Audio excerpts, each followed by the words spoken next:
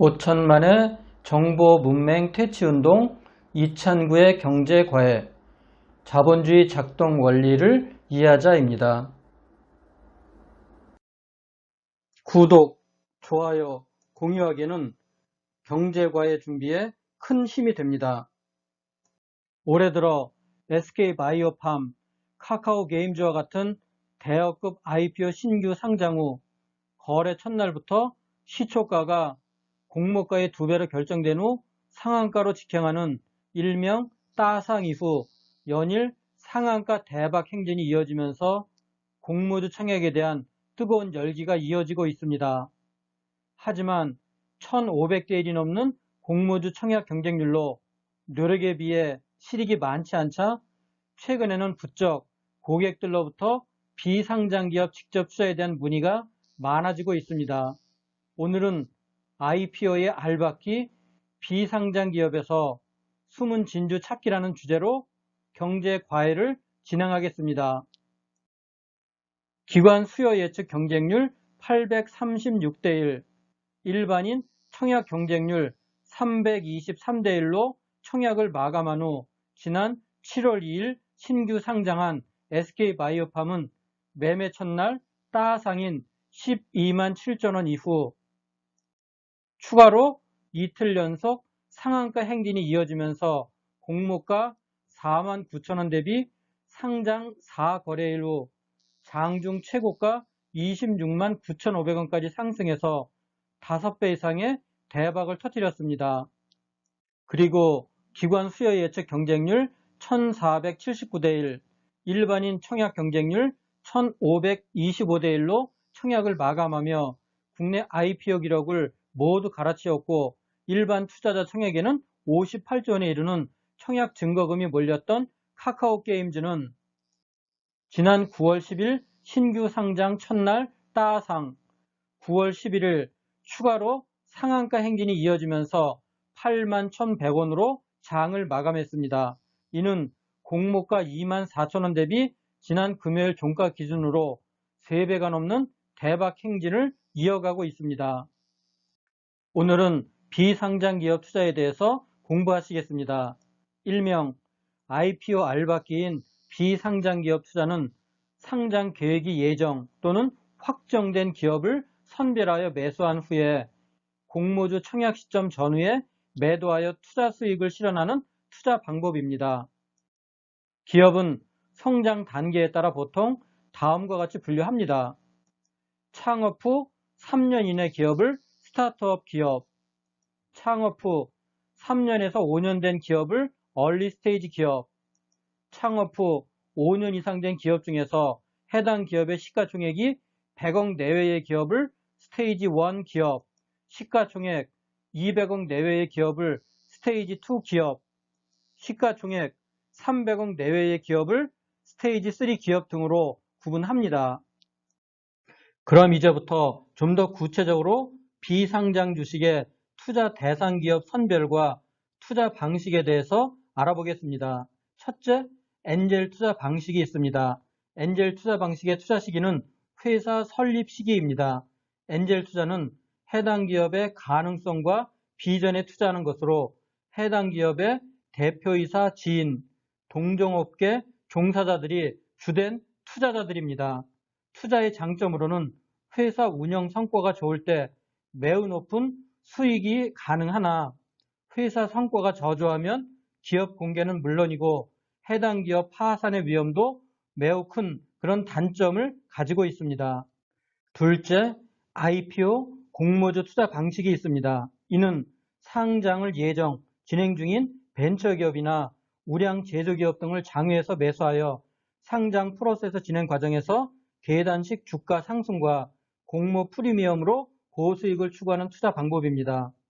제가 과거에 투자했던 사례로 코스닥 상장 전 7개월 전에 투자하여 72%의 투자 수익을 시현했던 테크인과 코스닥 상장 3개월 전에 투자하여 41%의 투자 수익을 시현했던 테라세미콘 등이 있습니다.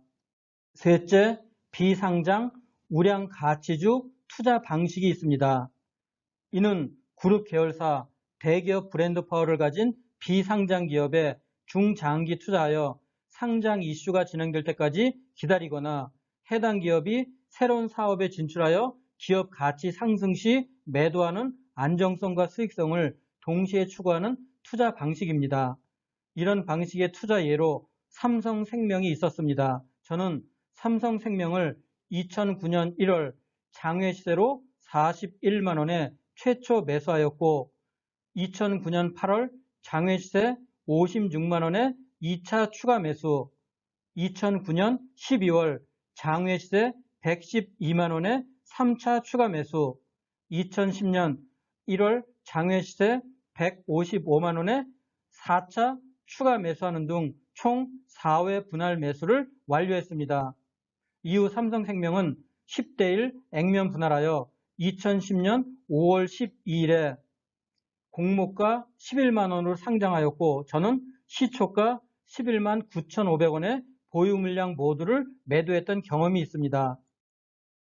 자산관리 필드에서 25년 이상 근무한 경험에 바탕을 둔 저의 개인적인 비상장기업 선별 기준을 말씀드리겠습니다. 첫째, 대주주 지분율이 높아야 합니다. 둘째, 당기 순이익이 자기 자본금 대비 2~3배 이상 되어야 합니다. 셋째, 매출에서 수출 비중이 큰 회사라야 합니다. 이런 회사는 IPO 심사 절차 진행 시 외화 획득 기여도에 따라서 가산점이 부여됩니다. 넷째, 주주 변동이 잦은 회사는 피하시는 것이 좋습니다. 다섯째, 단기 순이익률이 매출액의 10% 이상 되는 회사입니다.